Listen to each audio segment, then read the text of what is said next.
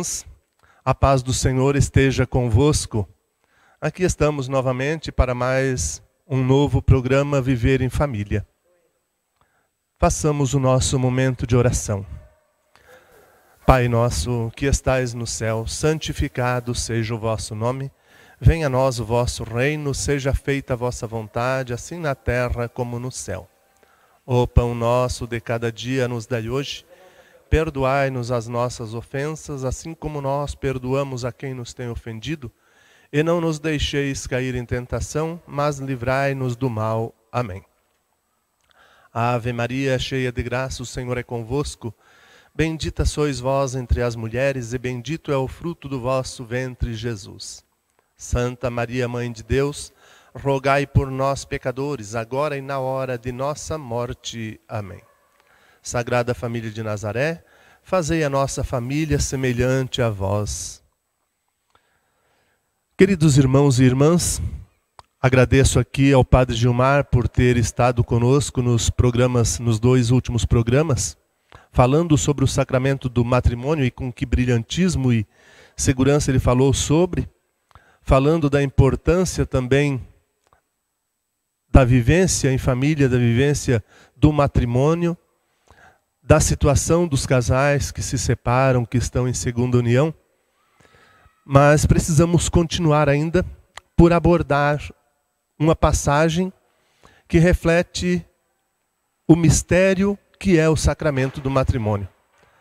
Aliás, a palavra sacramento é latina, que significa sinal, e que traduzindo para o grego vem mysterion, que significa justamente mistério. Pegamos então a palavra de Deus segundo a carta de São Paulo aos Efésios.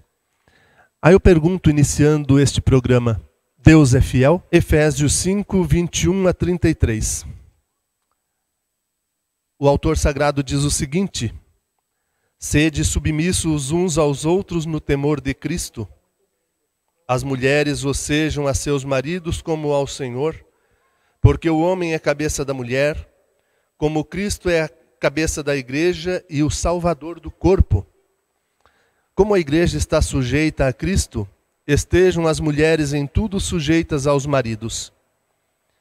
E vós, maridos, amai vossas mulheres como Cristo amou a igreja e se entregou por ela, a fim de purificá-la com o banho da água e santificá-la pela palavra, para apresentar a si mesmo a igreja gloriosa, sem mancha nem ruga ou coisa semelhante, mas santa e irrepreensível.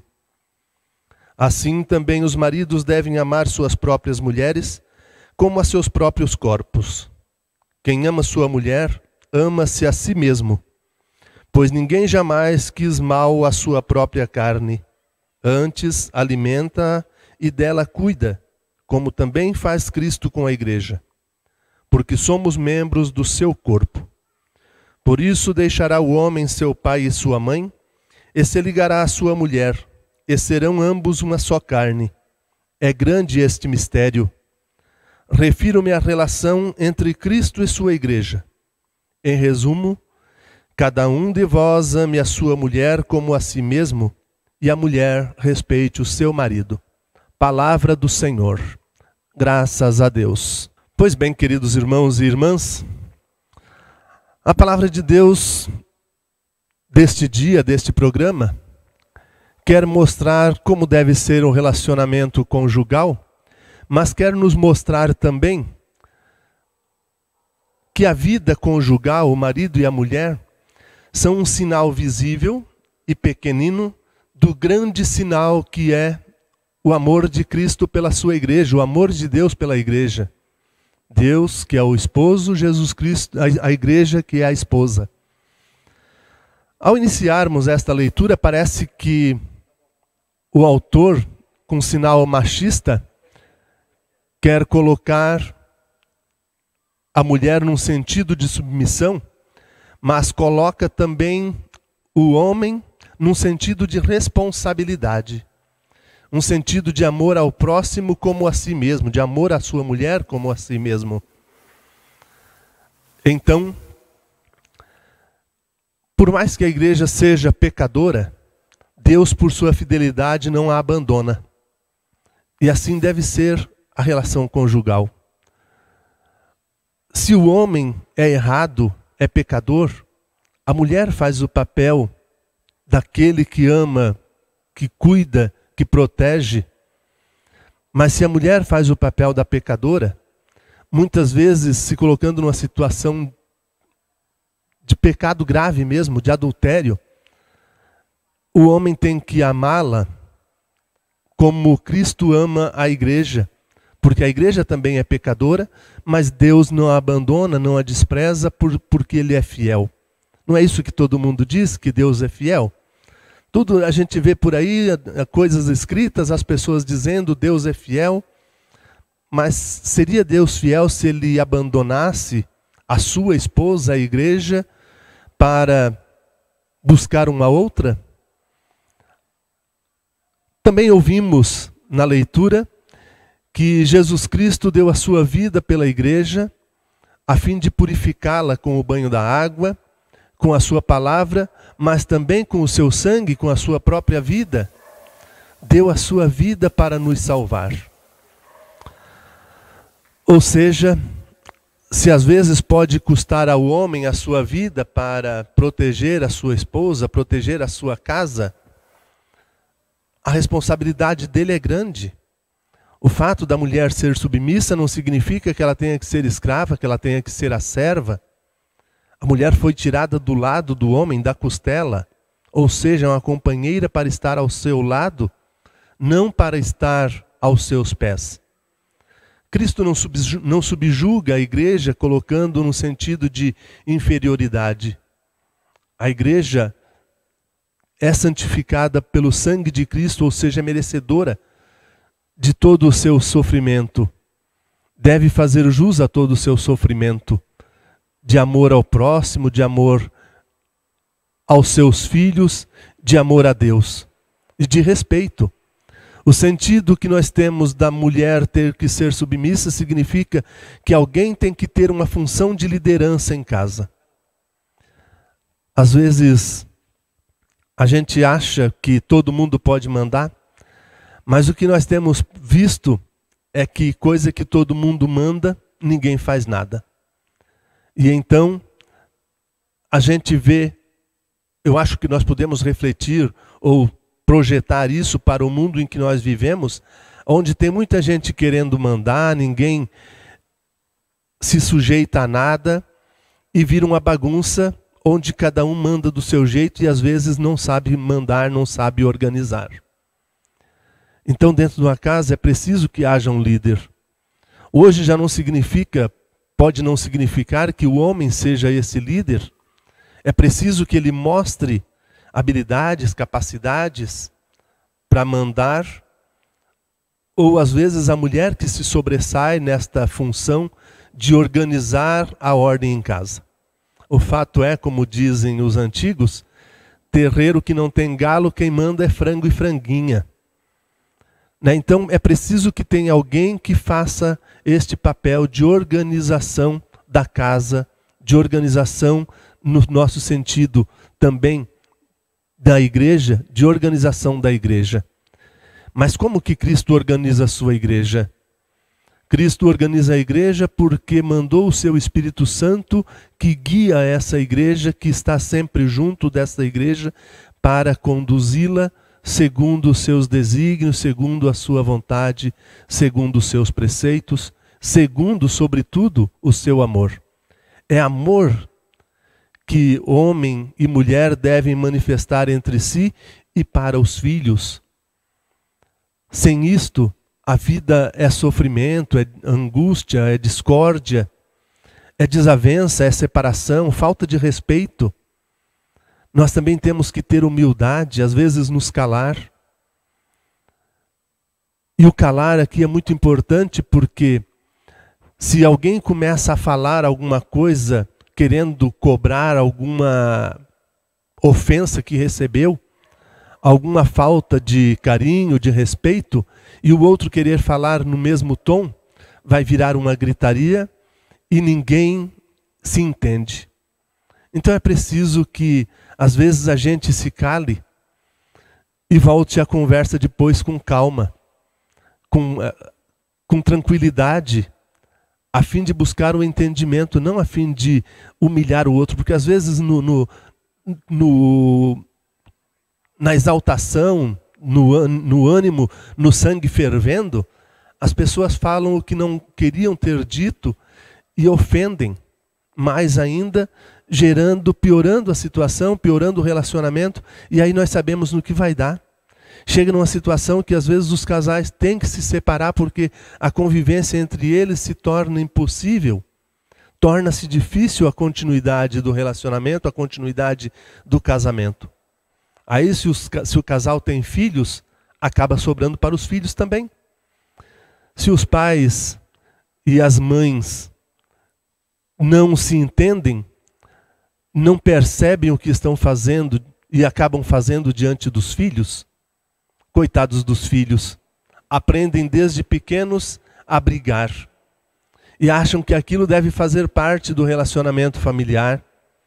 A gritaria, fazendo a casa parecer uma casa de loucos, uma casa de sabe lá o quê. Então é preciso que se mostre amor mesmo conjugal e paternal e filial dentro do relacionamento familiar.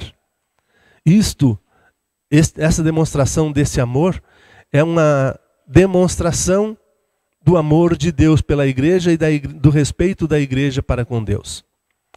Um outro versículo que nós vimos nessa leitura também, do livro do Gênesis, aliás, citado pelo Padre Gilmar nos programas anteriores, é de que o homem deixa seu pai e sua mãe, se unirá à sua mulher, e os dois serão uma só carne. Duas situações aqui. Uma delas, o Padre Gilmar mencionou, como é que 1 mais 1 pode dar uma só carne, né? A matemática de Deus. E a outra situação diz que o homem deixará seu pai e sua mãe. Aqui nesse sentido eu não deixo só apenas no sentido de homem, mas no sentido do casal, o marido e a esposa. Se deixaram pai e mãe, por que às vezes na hora do conflito, na hora da situação de sofrimento, acabam procurando os pais? E nós sabemos que os pais muitas vezes, apesar de mais imparciais que eles desejam estar, eles acabam sempre puxando a brasa para a sua sardinha. E nesse sentido, às vezes colocando mais pimenta naquele relacionamento que já estava, ou naquela ferida aberta por algum conflito, alguma briga que houve entre o casal. Então é importante que os pais se calem nesta hora. Aí sim entra aquela situação que tanta gente diz que briga de marido e mulher não se mete a colher, ninguém deve meter a colher. É no sentido de pais e mães em relação aos filhos. Vamos para um momento de intervalo, voltamos em seguida na continuação deste assunto, deste tema.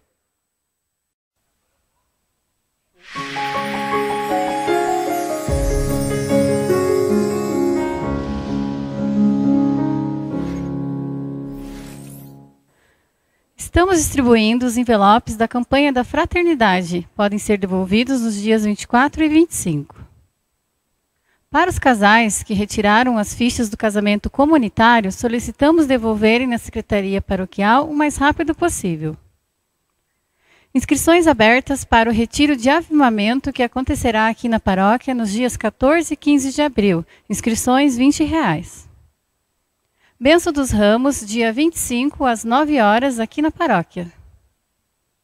E vem aí mais uma missa de cura e libertação.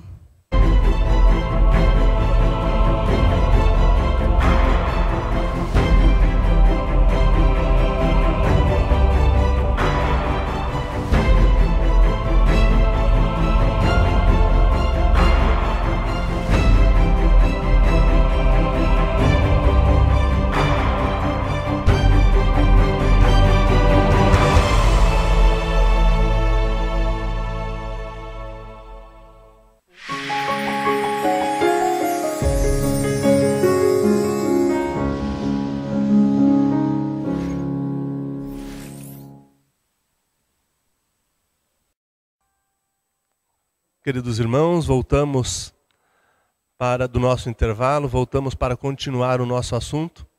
A gente falava até agora do relacionamento conjugal marido e mulher.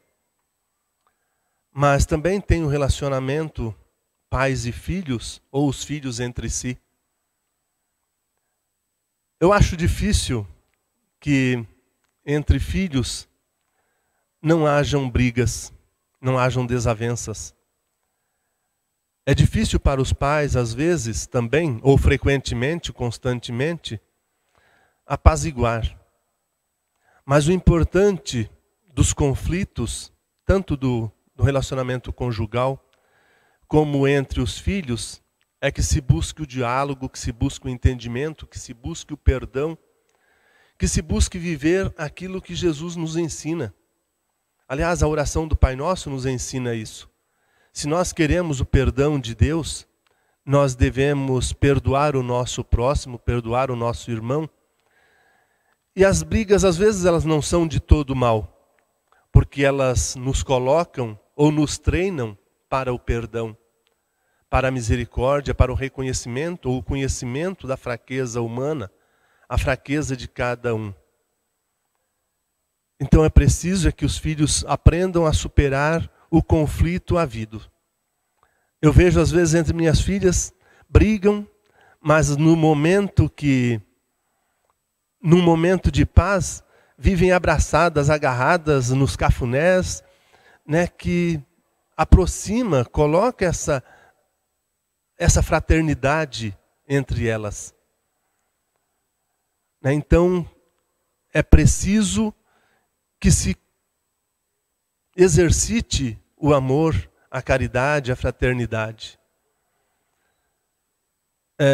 Eu tenho 3 filhas, eu acho que eu me apresentei já no primeiro programa falando da Stephanie com 21 anos, a Nathalie com 15, a Rafaele com 12 anos.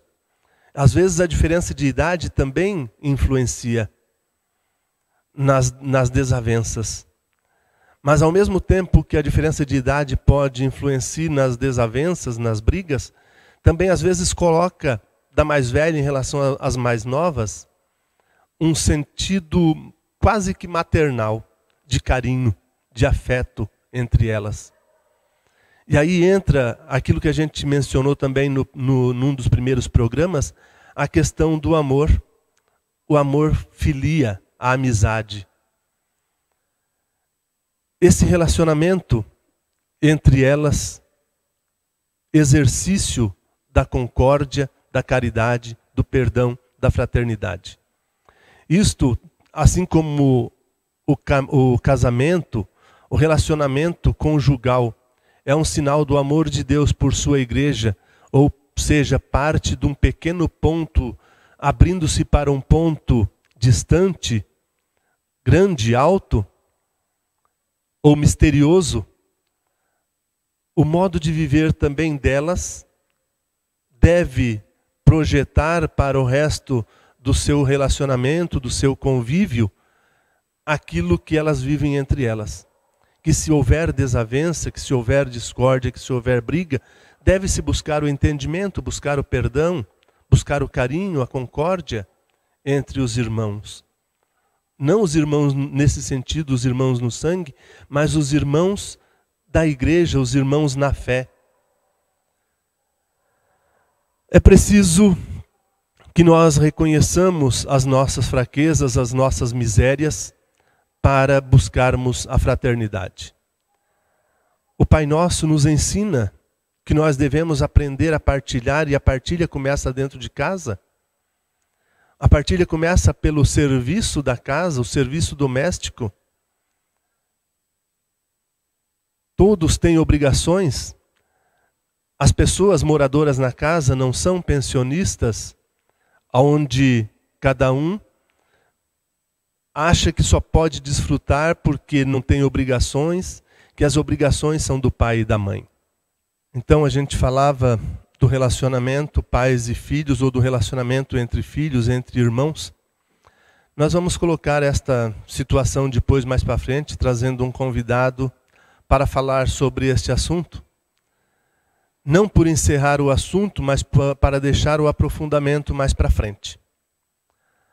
Hoje nós vamos ver uma passagem do Eclesiástico, capítulo 3, versículos 1 seguintes, onde o autor sagrado dá uma bela mensagem, uma bela instrução para os filhos e para os pais. É claro que esse assunto também será abordado quando nós falarmos desse relacionamento pais e filhos, pelo mandamento da lei de Deus, o quarto mandamento, honrar pai e mãe. Mas nós consideramos necessário e fundamental falarmos disto agora, uma vez que nós estamos falando desse relacionamento conjugal, onde o casal é sinal do amor de Deus pela igreja, e dos filhos o exercício da fraternidade, da caridade, da misericórdia e do perdão. O autor diz: filhos, escutai-me, sou vosso pai, e fazei o que eu vos digo para serdes salvos. Pois o Senhor glorifica o pai nos filhos e fortalece a autoridade da mãe sobre a prole. Aqui a importância da mãe ser exemplo para os filhos, ser exemplo para filhas. Filhos que crescem sem um pai ou uma mãe para referência, eles ficam sem rumos na vida. Por que será que nós temos tantas pessoas desorientadas hoje? Qual é o comportamento das pessoas ao nosso redor? Essa pergunta eu vou deixar para você refletir, para você pensar, para você tentar responder. Qual era o comportamento, qual seria, ou qual foi o comportamento dos pais de algumas pessoas que você pode estar imaginando agora, para que ela tenha determinado comportamento, determinada atitude? Como a mãe dessa pessoa se comportava para ela ser assim? Continuando. Aquele que respeita o pai obtém o perdão dos pecados. O que honra sua mãe é como quem ajunta um tesouro. Aquele que respeita o pai encontrará alegria nos filhos, e no dia de sua oração será atendido. Aquele que honra o pai viverá muito, e o que obedece ao Senhor alegrará a sua mãe. Aquele que teme o Senhor honra seu pai. Ele servirá a seus pais como ao Senhor. Em atos e palavras respeita teu pai, a fim de que venha sobre ti a sua bênção. Porque a bênção do pai consolida a casa dos filhos, mas a maldição da mãe desenraiza os alicerces. Não te glories com a desonra do teu pai, com a vergonha, porque não é nenhuma glória para ti a desonra ou a vergonha do teu pai. A glória do homem, a tua glória, querido filho, está em honrar o teu pai. E é vergonha para os filhos a mãe desprezada. Então a mãe desprezada faz um filho envergonhado. O que quer dizer isto? Que o mandamento honrar pai e mãe não é apenas para os filhos respeitarem os pais, mas que os pais também respeitem os filhos, abençoem os seus filhos, não os amaldiçoem. Aliás, aqui a gente também pode perceber a importância do pai e da mãe. O pai e a mãe são, até pelo batismo mesmo, cada um de nós participamos do sacerdócio comum dos fiéis, de Jesus Cristo como sacerdote. E o pai e a mãe são sacerdotes perante seus filhos com o poder de bênção. E se eles não o fazem, se eles não abençoam os seus filhos, e se há desavenças entre eles, muitas vezes o que leva a essas desavenças, prejudica o seu comportamento, porque às vezes o pai ou a mãe acaba amaldiçoando o filho até sem querer. Porque o filho foi respondão, porque o filho brigou. Para nós encerrarmos este programa, eu vou contar uma historinha. Uma historinha real de uma pessoa que eu conheci e que ele falava de um certo jovem que começou a namorar a sua filha. E esse rapaz havia perdido o pai porque o pai era caminhoneiro e num acidente o pai veio a falecer. E esse rapaz, tendo começado a namorar sua filha, passou-se um breve tempo, ele convidou ou pediu que a filha convidasse o filho e a mãe para uma refeição com eles em casa. Antes mesmo até que o rapaz pudesse pedir a filha dele em namoro. Aí ele disse assim, brincando, claro, né, contando com jeito de humor, eu não sou bobo. Né, então, qual era o objetivo dele convidar esse rapaz para esta refeição com ele, com a filha, com a família dele? Observar como o rapaz tratava a mãe. Porque se ele não tivesse um tratamento respeitoso com a mãe, certamente com outra pessoa ele também não seria respeitoso. Por quê?